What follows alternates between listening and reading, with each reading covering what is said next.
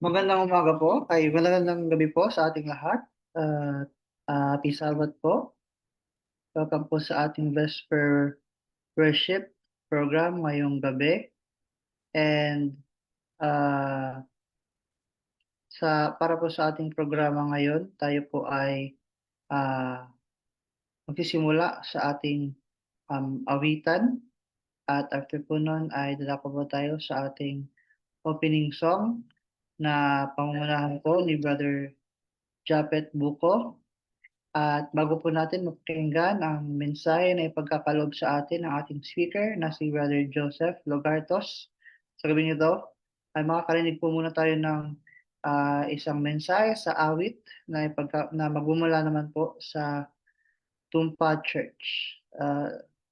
At after po nun, kung sino, after po ng yung song ay saka po natin maririnig ang ating mensahe na ipagkakaloob sa atin ng Panginoon. At after po noon ay ah, kung sino man po ang may mga nais idagdag or ibahagi ay maaari pong mag-unmute at mag-open ng kanilang mga mics and cameras para po sa ah, maiksing talakayan.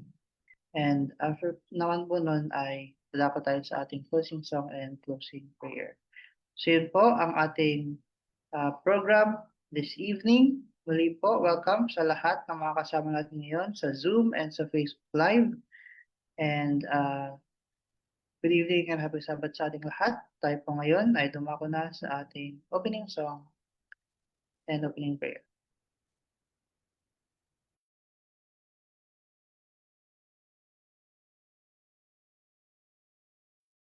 Para sa pagbubukas ng araw ng Sabat, umawit tayo ng dalawang himno. Para sa unang hymn, let's sing, Welcome, Welcome, Day of Rest.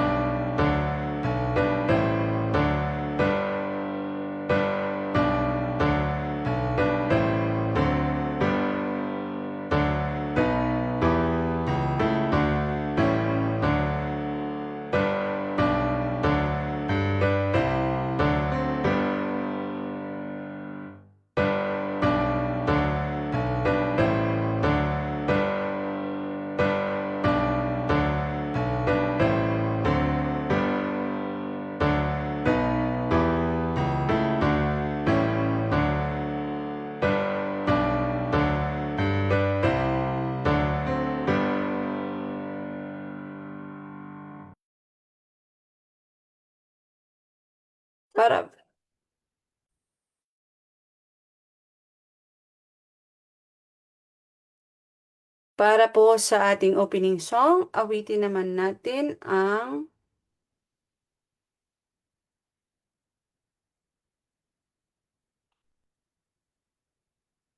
To God Be the Glory.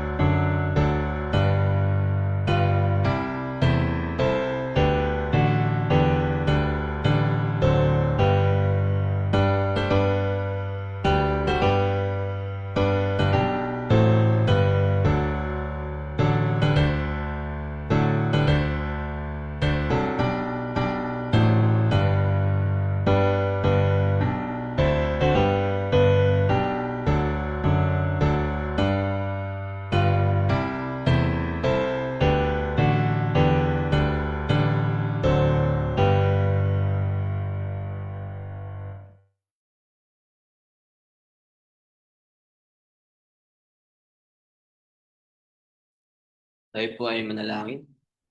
Mapagpalang Diyos na kasama po ng langit. Panginoon, maraming salamat po sa gabi ito, sa sabat po na ito na muli po aming inyong nagtipon-tipon upang pong magpuri at magsamba po sa inyo. Naway sa amin pong mapapakinggang mga mensahe ay amin itong matak sa aming puso't isipan at amin itong may sa kabuhayan. Tulungan niyo rin po ang ang speaker na po ngayon na po ay maibahagi niya po ang mga salita na kanyang ibabahagi at pangunahan niyo po kami sa araw po ng Sabat na ito. At patawarin niyo po kami sa aming mga nagawang pagkukulang, pagkakasala sa isip, salita at sa gawa. Sa pangalan ni Jesus. Amen.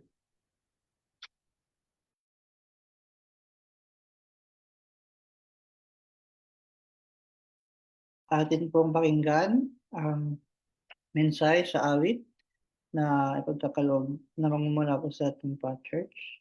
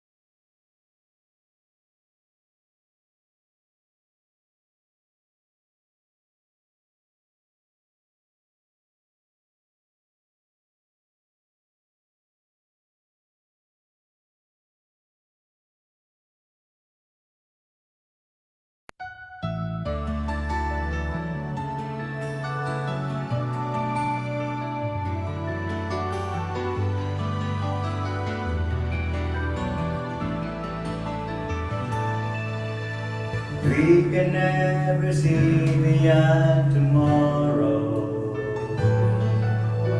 It can either be sunshine or snow. Nevertheless, we will not fear, though life's troubles make us think. For God we can abide, and He promised to be our God. This is my journey of faith. None can make the choice for me.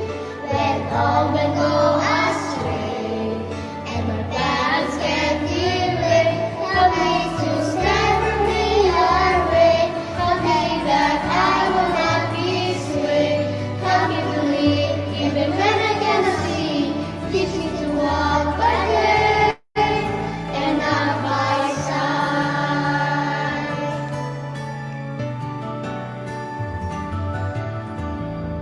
Sometimes the enemy will tempt us, Saying you will never be free from your own darkness.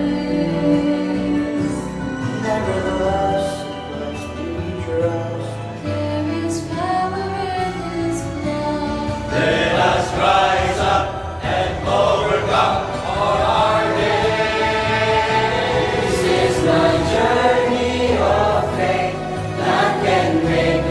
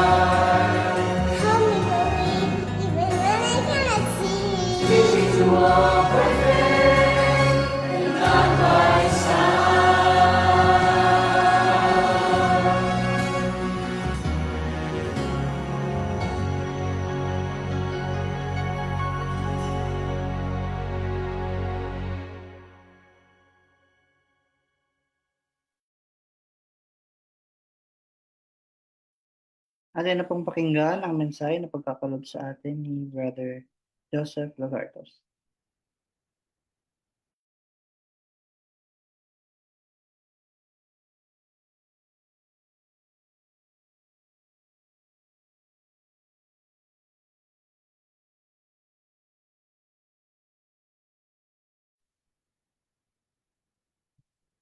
Isang mapagpala at magandang gabi po sa ating lahat. Happy Sabbath po. At purihin po natin ating Panginoon sapagkat muli ay binigyan niya tayo ng pagkakataon para po mag-aral ng kanyang mga salita. At sa gabing ito, sa ating pong pagsalubong sa banal araw Sabat, ay ang pag-aaralan po natin ay ang bunga pa rin po ng banal na espiritu. So ngayon po tayo po ay nasa character na faith. So yan po yung isa sa bunga ng banal na espiritu. So bago po tayo mag-umpisa ay muli inaanyayahan ko po sa atin na samahan po sa isang maiksing panalangin. Ama namin Diyos, nararin po sa katasan langit ng mga langit, Diyos sa sakit ni Jacob, sa oras na ito, Ama, ay po'y dumudurog sa iyong harapan. Nagsusumamo na nawa po ay samahan po kami sa amin pong pagtitipon ngayong gabi. At sa aming pong pag-aaral po mga banal na salita ay buksan po ang aming pong puso't isipan, ang aming pong maunawaan, ang aming pong pag-aaralan at ang iyong pong banal na espiritu ang siyang manguna sa amin. At iyong pong abang lingkod, iyong pong gagamitin sa mga sandaling ito ay susumama po sa iyo na ikabri po sa iyong pong likuran at kayo po ang mahayag. Ibo ka po ang aking labi na mangusap ng bawang katotohanan at ayon po sa iyong banal na kalooban. Patawad ko sa pangami sa mga nagkwenta kasala. Ito po ang pasama talangin sa pangalan pa ng Panginoon si Jesus.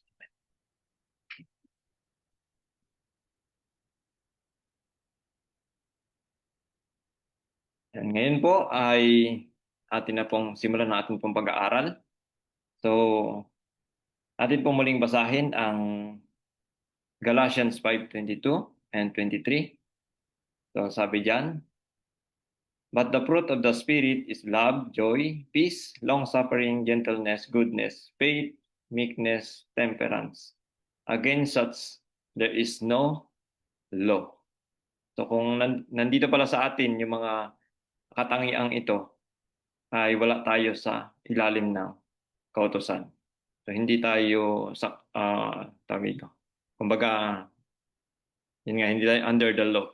Hindi tayo masusumpungan na manlalabag doon sa banal na utos ng ating pong Panginoon. So ano nga ba yung faith? Diba halos karamihan po sa atin, alam natin kung ano yung faith.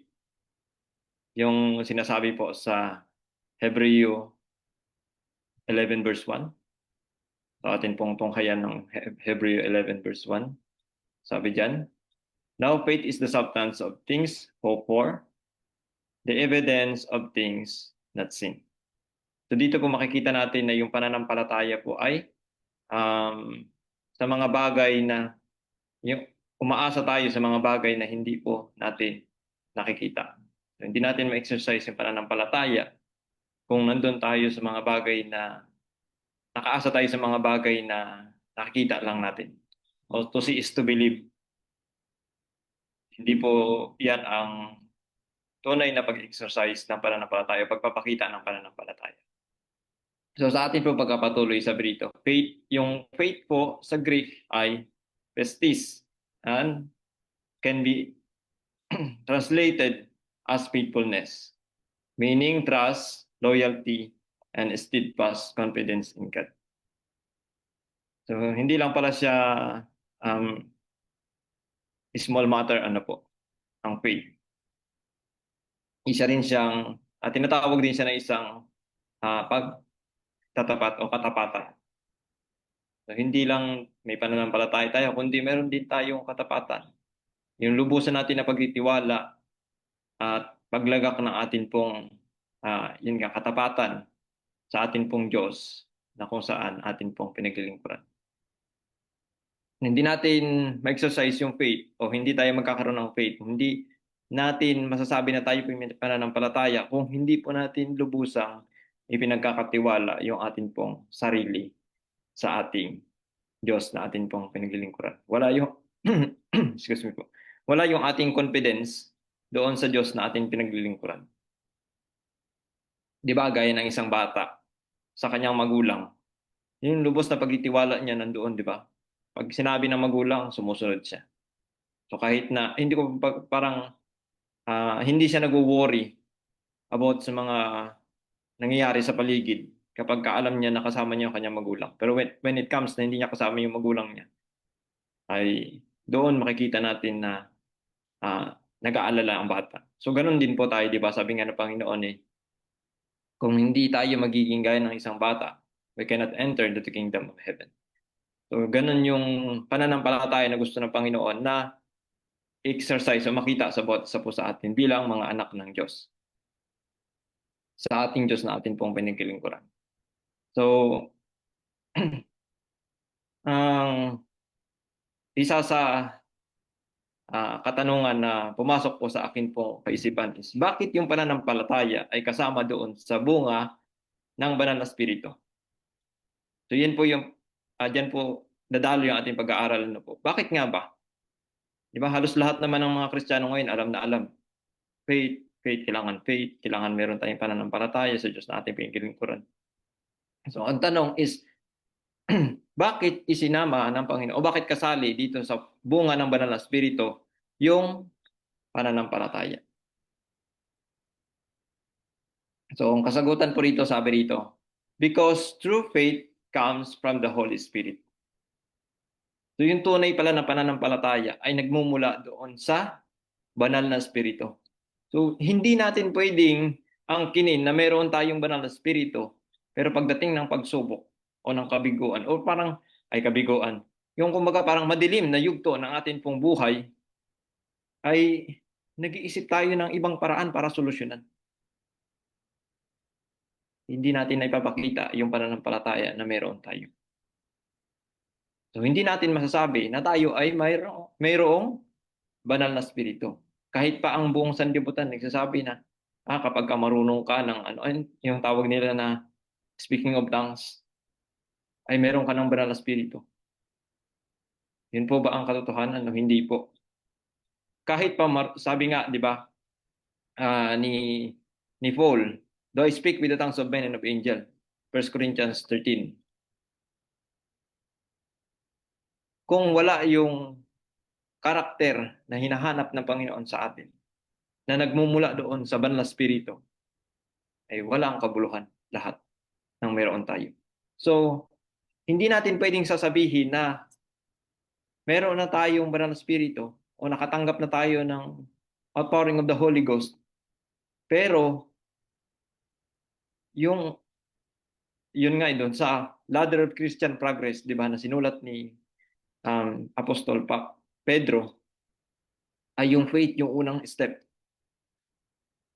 Kung pagdating pa lang sa mga problema, pagdating pa lang sa mga, kumbaga parang tila baga, hindi natin kontrolado yung mga nangyayari sa ating buhay, nagre-retaliate na tayo. So sa pagkapatuloy po, sabi dito, tandaan natin na bakit kasali sa bunga ng banal na espiritu ang pananampalataya, dahil ito ay nagbubuhat sa banal na espiritu mismo. Sabi po rito, faith is not something we produce by willpower alone. So ano pong sabi sa Romans 12 verse 3? God had dealt to every man the measure of faith. So Diyos yung nagbibigay sa atin, hindi tayo, hindi sa sarili natin nanggagaling yung kapangyarihan na magkaroon tayo ng pananampalataya. At yan po ay mapapatunayan natin sa pagkapatuloy po ng ating pag-aaral. So sabi rito, the Spirit plants and nurture faith in the heart, enabling us to trust God's promises even when we cannot see the outcome. So, walang ibang kikilos sa bawat isa po sa atin, kundi yung banal na espiritu na siyang magpapalago ng ating pananampalataya sa ating Diyos na pinagilingkuran, sa kanyang mga pangako, kahit na hindi natin nakikita kung ano po yung mga dulo o yung hinaharap o yung katapusan ng atin pong pananampalataya, ng atin pong paglalakbay bilang isang Kristiyano. So, gaya nga ng sinabi ng Panginoon, di ba? Doon sa Hebreo 11:1. Lagi natin tatandaan po yan, mga kapatid, na dito natin may exercise yung pananampalataya. Kung kagaya ng ating Panginoong Jesucristo, ano po, nasa kabila ng nagngangalit na unos sa karagatan at sila'y nakasakay sa isang bangka or sasakyang pandagat. Pero ang ating Panginoon, kung makikita natin, di ba, kung titingnan natin ay sa kasaysayan, ay ano po ang kanyang ginagawa? Natutulog siya ng payapa. Kahit na yung kanyang mga kasama ay natataranta na o nagugulumihanan na kung ano ang mangyayari. Kasi nandoon yung tunay niya na pananampalataya sa kanyang Ama na kanya pong kinikilala at pinaglilingkuran. So nawa ganun din ang bawat isa po sa atin. Kaya sabi po rito, ano pa yung dahilan kung bakit itong pananampalataya ay kasali doon sa bunga ng Banal na Espiritu. Sabi po rito, because faith reflects the character of Christ. Ito lang yung sinasabi natin, ano po. Magpapakita ito sa atin o naghahayag ito sa atin ng kung anong ugali meron si Jesucristo. Kaya sabi po rito, Jesus is called the author and finisher of our faith. So yan po ay matatagpuan natin sa Hebreo 12 verse 2. Doon natin makikita, di ba, na walang ibang nagsimula at tatapos ng pananampalatayang ito, kundi ang ating pong Panginoong Jesucristo. So, nasa Kanya yung tunay na pananampalataya. Sasalaminin natin ang ating pong Panginoong Jesucristo. Doon natin makikita yung tunay. Sa paanong paraan po. Sa ating pagkapatuloy, dito natin makikita. Sabi po rito, when the Spirit dwells in us, He reproduces the faith of Jesus. Complete trust in the Father, just as Christ showed in Gethsemane and on the cross. No, kung babalikan po natin yung kasaysayan, mga huling yugto ng kasaysayan ng ating pong Panginoon dito sa sanlibutan. Di ba nung siya ay nasa Gethsemane? Nakikipaglaban, nakikipagbuno yung kanyang lamang, yung kanyang katawang tao. Sino ba naman ang hindi natatakot bilang tao na ikaw ay tao dito? Huhulihin or ikukulong or papanagutin ka, lalo na sa bagay na mabigat na paratang sa iyo at kamatayan ang kabayaran ng kasalanan na pinapataw sa iyo or ibinibintang sa iyo. And then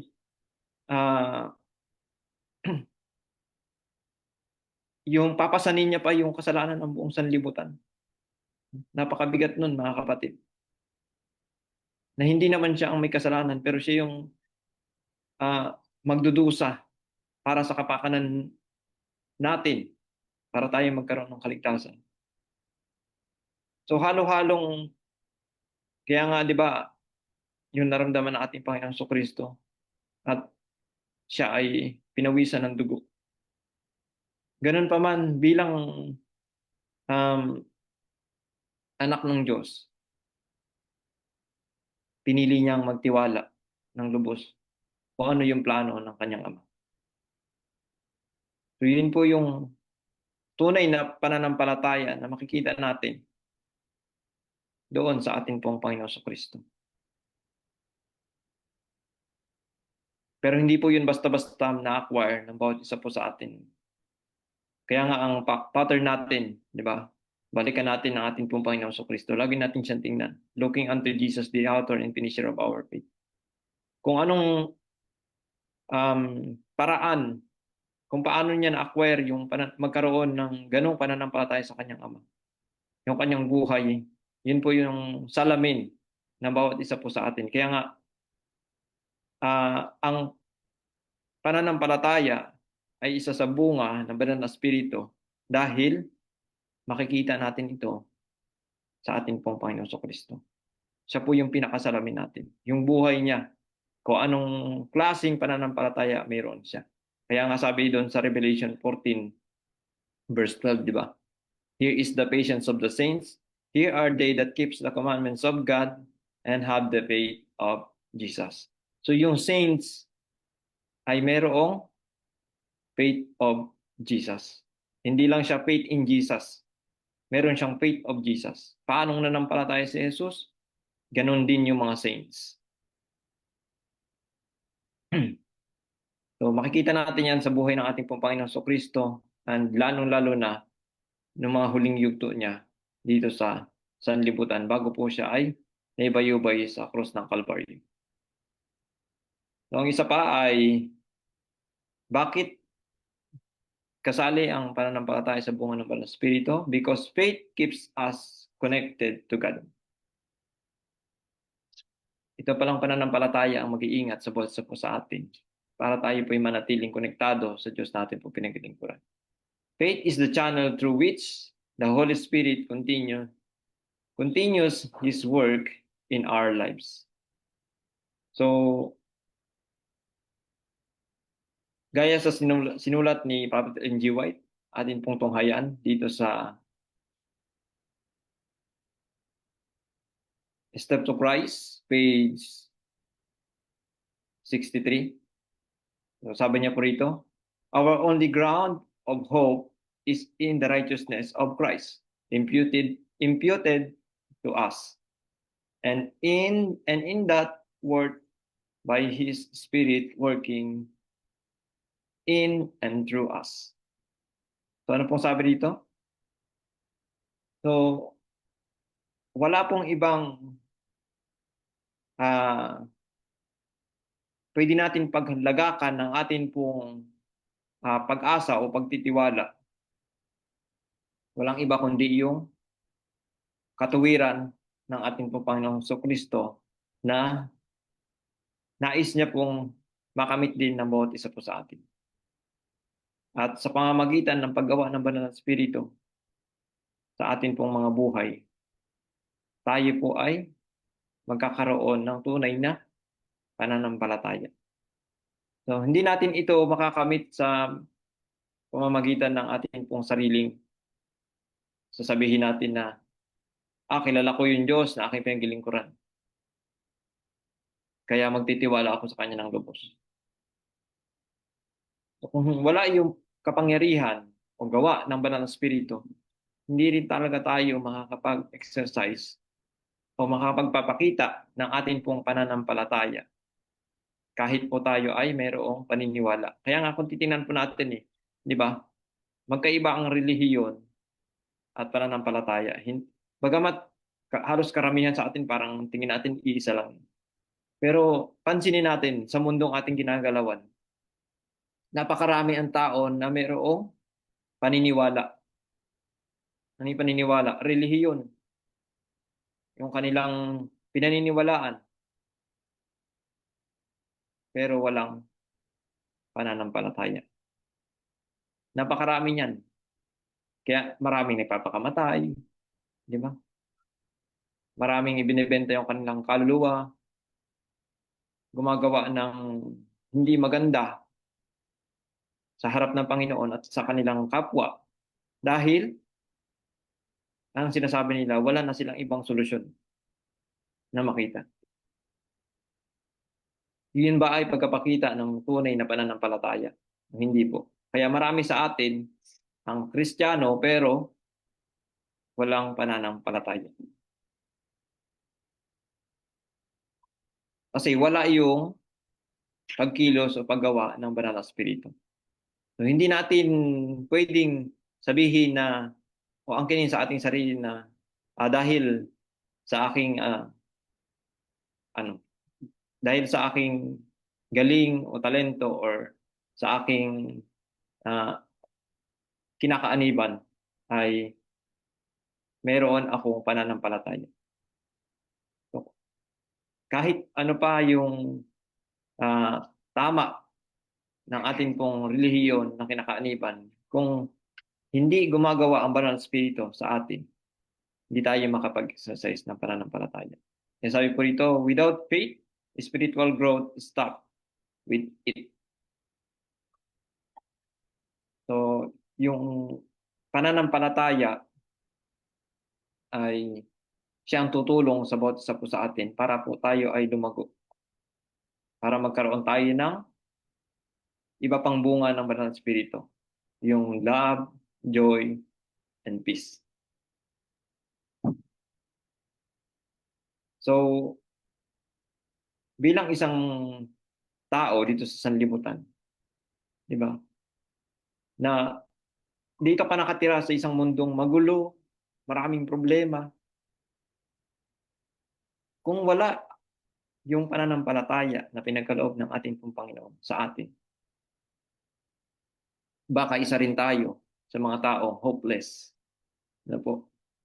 At wala nang ibang solusyon kundi kitilin ang ating buhay o di kaya magbisyo, dahil yun lang yung paraan para tayo ay makalimot sa mga suliranin na nandito sa mundong ito.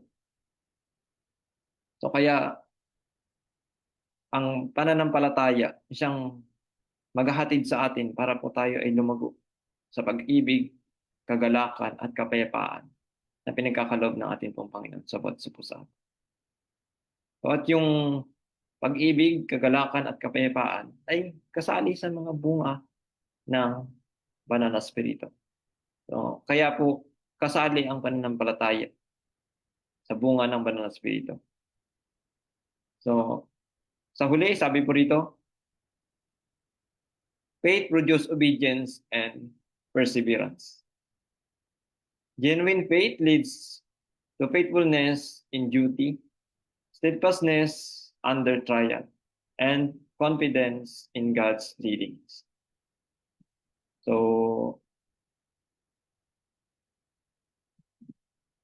ito ang tunay na pananampalataya. Mag-aakay sa atin patungo sa katapatan, sa atin pong mga tungkulin. Di ba? Maraming mga Kristiyano ngayon, sabi nila, meron silang pananampalataya. Pero sa totoo lang, wala talaga. Kaya nga sinabi natin, di ba, kanina na, meron lang silang paniniwala. Kasi may relihiyon, pero walang pananampalataya. Bakit? Kasi hindi sila faithful sa duty na kung saan binibigay sa kanila. Sabi nga na Panginoon, di ba? Pag tayo po ay masumpungan na faithful in little things, pagkakatiwalaan tayo ng Diyos sa mga malalaking bagay. Pero kung sa maliliit na bagay pa lang, hindi na tayo mapagkatiwalaan, na paano natin aangkinin o sabihin sa ating sarili na tayo po ay may pananampalataya? Kasi ang pananampalataya pala ay nag-aakay sa atin para po tayo maging tapat, nagampanan yung atin pong mga duties. Maging matatag tayo sa kabila ng mga pagsubok. Magkaroon tayo ng katatagan or pagtitiwalang lubos kung ano po yung pag-akay sa atin ng ating pong Panginoon o kung saan niya tayo patunguhin o anong landas yung gusto ng Diyos na atin pong lakaran. Pero marami sa atin ang, oh Lord, kilala kita. Maglilingkod ako sa iyo. Pero hindi ako susunod sa iyo. Pero pang nakakamanghang isipin na bilang mga Kristiyano, inaangkin natin na tayo ay mga disipulo ni Kristo, mga tagasunod, di ba? Kaya nga tinatawag tayong Kristiyano. Pero ang totoo, ang gusto nating sundin yung ating gusto, hindi yung gusto ng Panginoon para sa ating pong buhay. So para bagang masabi lang na meron tayong pananampalataya o meron tayong relihiyon. Pero hindi naman talaga natin gustong sundin kung ano po yung pinapagawa ng ating pong Panginoon sa bawat isa po sa atin. Kaya paano natin aangkinin sa ating sarili o sasabihin na tayo po ay may pananampalataya kung hindi po tayo sumusunod kung ano po yung sinasabi ng ating pong Panginoon. Kagaya na naman ng sinabi ng ating pong Panginoon, di ba? If you love me, keep my commandments. Simpleng-simple. Pero maraming mga Kristiyano, sinasabi na, di, wala nang kautusan. Paano tayo magpapakita ng tunay na pananampalataya sa Diyos na ating pinaglilingkuran? Kasi ang bunga ng pananampalataya ay, o yung dinadala ng pananampalataya sa ating buhay ay obedience. Pagtitiwala doon sa pag-akay ng ating Panginoon sa atin. Pero kung sinasabi ng salita ng Diyos sa atin na kung ako yung iniibig, tutuparin mo ang aking mga utos. Pero sasabihin natin, hindi, wala na yan. Hindi na yan applicable sa ating panahon. Eh, wala namang sinabi ang Panginoon sa atin na binago niya na. Di ba po? So,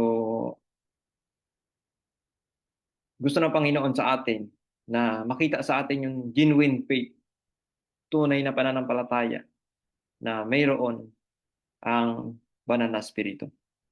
Kaya nga po, glory to God na pinag-aaralan natin tuwing Vesper o pagsalubong sa banal na Sabat, itong bunga ng banal na spirito. Kasi dito makikilala natin, makikita natin, masasalamin natin yung ating sarili kung talaga bang tayo po ay nagiging tunay na mga lingkod ng ating pong Panginoon, disipulo ng ating Panginoon. At pakita natin kung ano pa yung kulang sa po sa atin.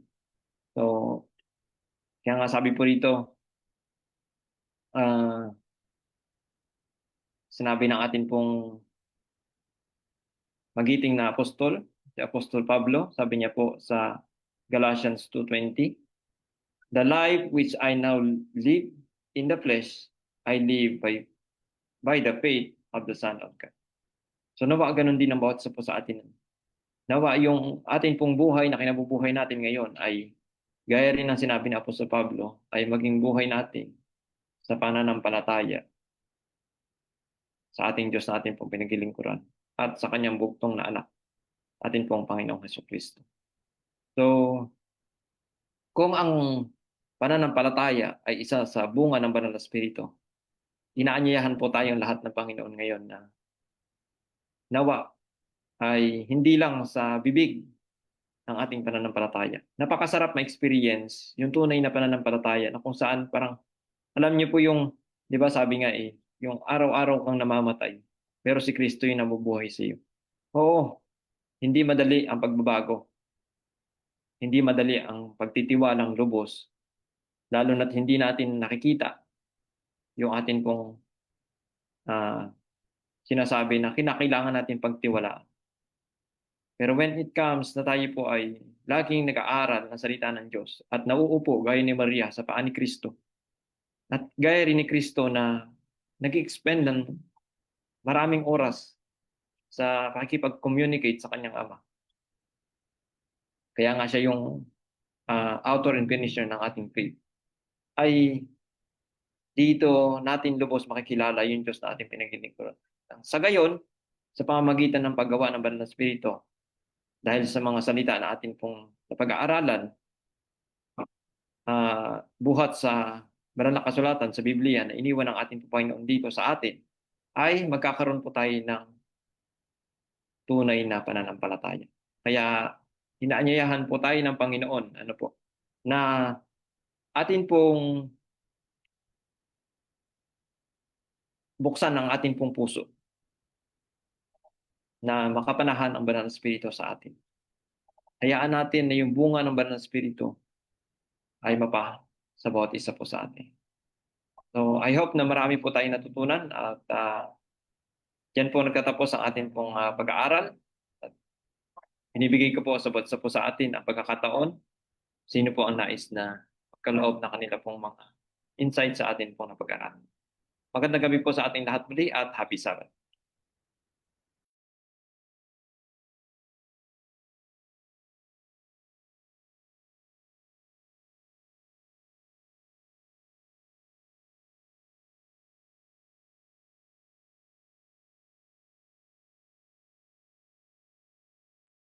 Yan po, maraming salamat, Brother Joseph, sa napakagandang mensahe na iyong ibinahagi sa amin tungkol sa pananampalataya. Ano po? So, ngayon po, sa mga kasama natin dito sa Zoom, meron po bang nais magbahagi ng kanilang mga natutunan o mga karagdagan? Ano po? Pwede po kayong mag-unmute. So, marami po tayo kasama ngayon.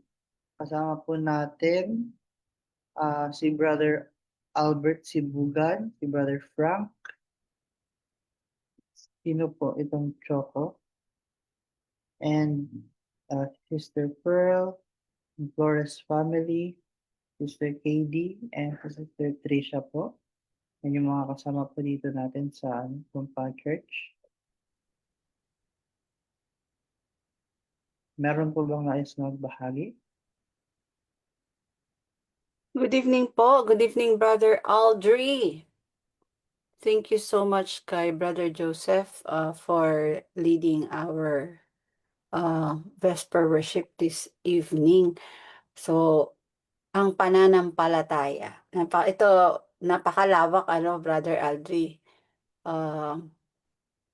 At very common na topic sa religious world. But what God wants us to have is a living faith. So let me share some quotes from anong libro to? Education. Yan. Ang chapter na ito, kung gusto niyong basahin mga kapatid, is chapter 30 ng Education, ng book ng Education. It's about faith and prayer. Yan. So, sabi niya dito sa unang part, ang pananampalataya daw ay pagtitiwala sa Diyos. Ano ba yung pananampalataya na pagtitiwala sa Diyos? Ito daw po yung paniniwala na iniibig niya tayo at alam niya kung ano yung best para sa ating kapakanan. So, ganun daw po pala yung gawain sa atin ng Diyos. Sa halip ng pangsarili natin, yung magtiwala tayo sa sarili natin, yung ating paniniwala na iniibig niya tayo at alam niya kung ano yung best para sa atin. Ito daw po yung nag-aakay sa atin na piliin natin yung paraan niya. So, sa halip na ignorance, yung faith na yon ay tatanggap ng kanyang karunungan. Sa halip na yung ating kahinaan, ang kalakasan niya. Sa halip na yung ating pagiging makasalanan, yung kanyang pagiging matuwid. Ang ating daw pong mga buhay, tayo mismo, ay sa kanya na. Ang pananampalataya, kinikilala daw po nito yung ownership, na tayo ay pag-aari ng Diyos. At tinatanggap ng pananampalatayang ito yung blessing na tayo ay pag-aari ng Diyos. Yung katotohanan, pagiging matuwid, kadalisayan, ay itinuturo daw po bilang sikreto, mga sikreto ng success sa buhay. At ang pananampalataya daw po ang naglalagay sa atin na sa posisyon na may mapanghawakan natin ang mga prinsipyong ito. So, sana magkaroon talaga ang bawat isa sa atin ng pananampalataya na nagtitiwala talaga sa Diyos.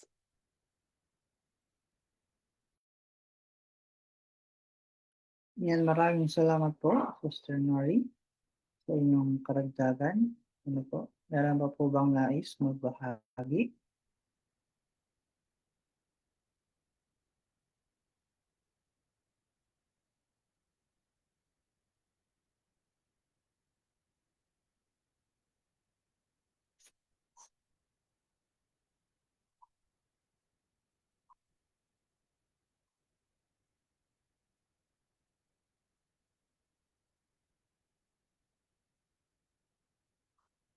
We can also cite, mga kapatid, yung personal nating mga karanasan na nagpalakas ng ating pananampalataya. Bakit lumakas yung pananampalataya natin?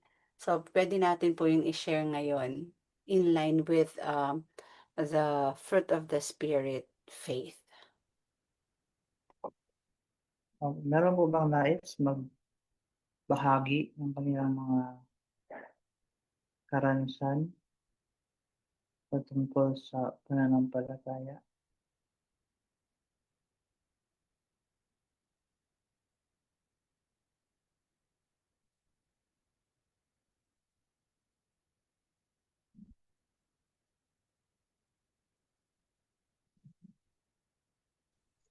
Hello po, magandang gabi.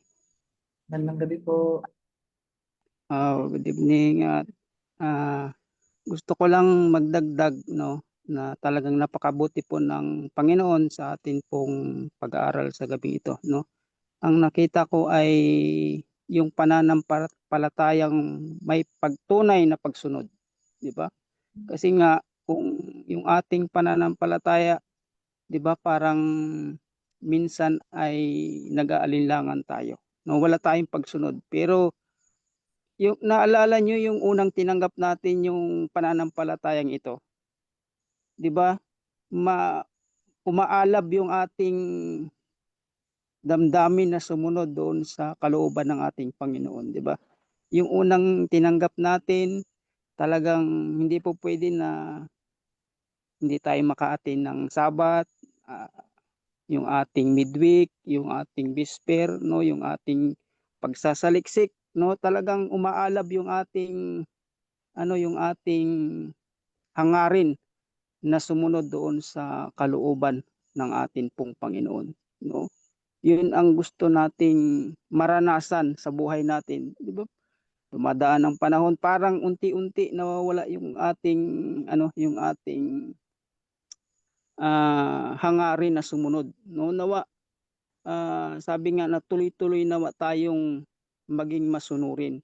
Gaya ng ating Panginoon, siya ay masunurin sa kanyang Ama, no, kaya naman inibig siya ng Ama, no. Nawa yung pag-ibig ng Ama, no, na makita sa ating buhay, no, na talagang meron tayong umaalab na banal na pagkasunod doon sa kalooban ng ating Panginoon, no, na maranasan natin na mabuhay, no, gaya ng ating Panginoon na ang kanyang buhay ay inilaan niya para doon sa lahat, para sa lahat, no, na maligtas niya. Ganon din naman yung ating hangarin, no, na hindi na tayo nabubuhay para sa ating sarili, kundi doon na para sa gawain ng ating pong Panginoon, at tuloy-tuloy at nawa, no, na mapagkalooban tayo ng banal na espiritu kapag tayo ay maalab yung ating pong tunay na pagsunod, yung ating puso, yung ating hangarin, no, na sabi nga na pabilisin natin yung pagdating ng ating pong Panginoon, no, na siya yung gagabay sa atin, tutulong sa atin once na tayo nga ay sumunod doon sa kanyang banal na kalooban. Muli, magandang gabi at marami pong salamat. Magandang gabi din po, Brother Albert Tubulan. Maraming salamat po sa inyong karagdagan. Meron po bang nais magbahagi?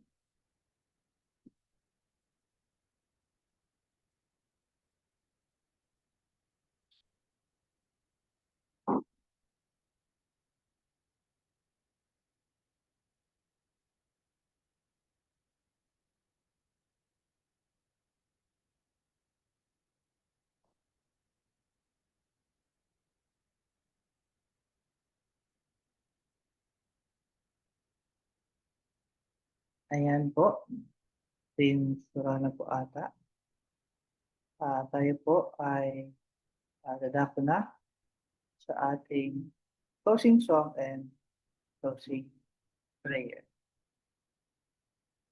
Para po sa ating closing song, awitin po natin ang My Faith Has Found a Resting Place.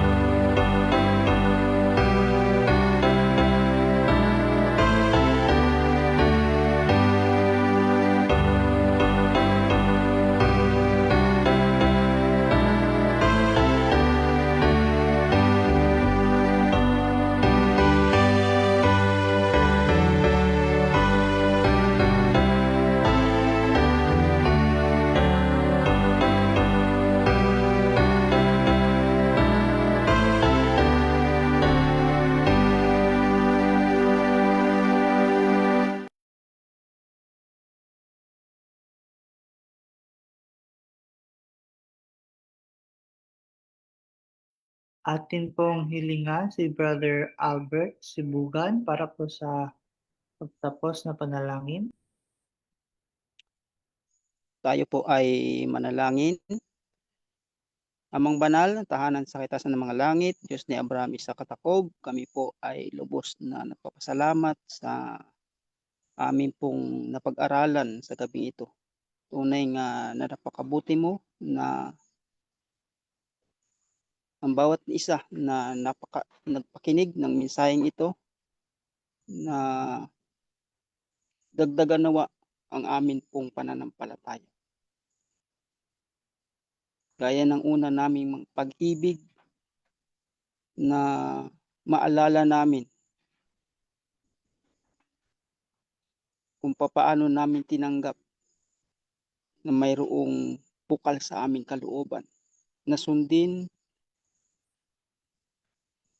ang iyong banal na kautusan na ang bawat isa ay mabuhay gaya ng amin pong Panginoong Jesucristo na magiging masunurin sa kanya pong Ama. Nawa ang bawat isa ay maging masunurin din po sa pagsunod. Ang aming pananampalataya natitibay at manghawak sa iyong banal na kalooban. Patuloy po kaming nagsusumamo na kami nawa ay pagkaisahin, bigyan ng isang kaisipan. Hangarin namin na alam namin na ang sanlibutan ito ay patuloy na dumidilim at kami nawa ay magliwanag sa amin pong paligid. Ang ministeryong ito nawa ay patuloy pong pagkiisahin upang lalong tumibay, lumakas ang amin pong pananampalataya na mayroon pong banal na pagtitiwala sa amin pong Panginoong Jesucristo. At tunay nga na kung hahangarin namin ang langit na bayan, kami nawa ay patuloy pong magsisikap na sumunod sa iyo pong kalooban. Kami po ay patuloy na sumasamo at humihingi po ng gabay, tulong na nagmumula sa amin pong Panginoong Jesucristo. Kami po ay bigyan nawa ng malinaw na kaisipan kung ano po ang aming dapat na gawin sa mga panahong na kami ay nanghihina. Ipaalala nawa ang iyo pong mga salita na nagbibigay sa amin ng lakas. Ang iyo pong pag-ibig nagbibigay sa amin ng sigla. Sa pananampalatayang ito, kami po ay patuloy na pagkaisahin ng iyo pong banal na Espiritu na kikilos sa amin pong mga puso. Muli, kami po ay patuloy na nagpapasalamat at sa amin pong pagtatapos, ang pagpapalang ito ay amin pong matanggap ayon po sa iyo pong banal na Espiritu. Muli po, ang lahat ng ito ay amin pong hinihiling pinasasalamatan, hindi po sa aming sariling karapatan, kundi alang-alang sa pangalan ng Panginoong Jesucristo. Amen.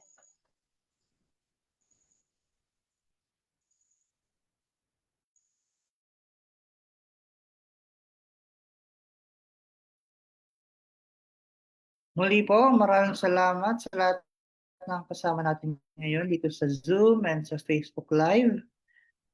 Nawa po ang bawat isa sa atin ay napagpala ng mensahe na ating napakinggan sa gabing ito. Ngayon po ay pansamantalang matatapos ang ating programa. At pero meron pa po tayong mga programs bukas na nawa po ay magkita-kita muli tayo. Meron po tayong meron po tayong mga online programs at 5 a.m. in the morning para po sa morning devotionals and sa Sabbath programs po natin throughout the day. Umaga at hapon, meron po tayong mga programa na pwede nyo rin pong pwede rin po kayong mag-join. And sa gabi din po, meron tayong evening devotional at 6 p.m. So, muli po, maraming salamat, magandang gabi, and happy Sabbath po sa ating lahat. May God bless us all.